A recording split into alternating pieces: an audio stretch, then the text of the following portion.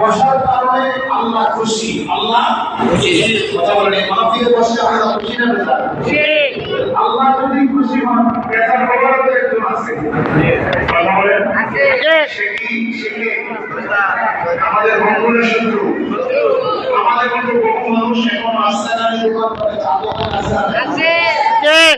আবার উদ্যাবার সময় আবার থাকবে না। আল্লাহ তাআলা আমাদেরকে মায়া করে দয়া করি। আজকে একটি গুরুত্বপূর্ণ মাহফিল, এই পৃথিবী নয়, গোটা সৃষ্টির মধ্যে শ্রেষ্ঠ মাহফিল হচ্ছে নবীর আগমনের মাহফিল। আলহামদুলিল্লাহ। আল্লাহ পাক বলেছেন, লাউলাকা লামা খালাকতুল আফলাক। হাবিব, যদি আমি আপনাকে সৃষ্টি না করতাম, কোনো কিছু সৃষ্টি হতো না। আল্লাহ যদি আল্লাহ নবীকে সৃষ্টি না করতেন, তাহলে এই মসজিদ হইতো না, হইতো না, হইতো না। সকালবেলা সকালবেলা ঈদে মিলাদুন্নবী, ঈদুল ফিতর, ঈদুল আযহা এগুলো হইতো না। আমার নবীর সৃষ্টির মাধ্যমেই আল্লাহ সব কিছু সৃষ্টি করেছেন। একটু জোরে বলুন সুবহানাল্লাহ। সেই নবীর আগমনের আনন্দ হচ্ছে সবচেয়ে বড় আনন্দ। কথা বলেন ঠিক কিনা?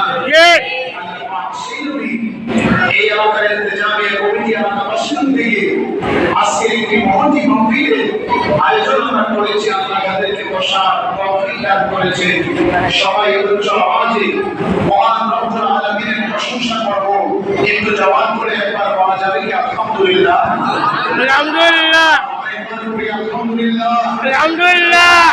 আমরা প্রশংসা করলাম আল্লাহ, আল্লাহ প্রশংসা হয়েছে।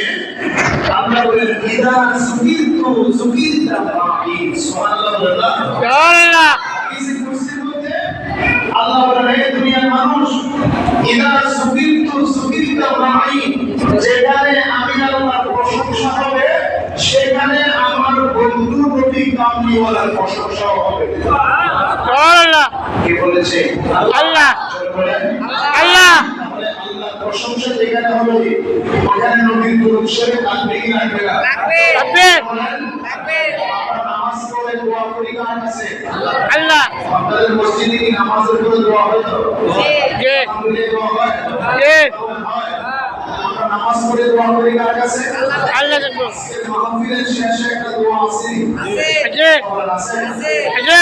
দুনিয়ার কারো কাছে চাইবো না, আল্লাহর কাছে। আল্লাহ কাছে। আল্লাহ কাছে।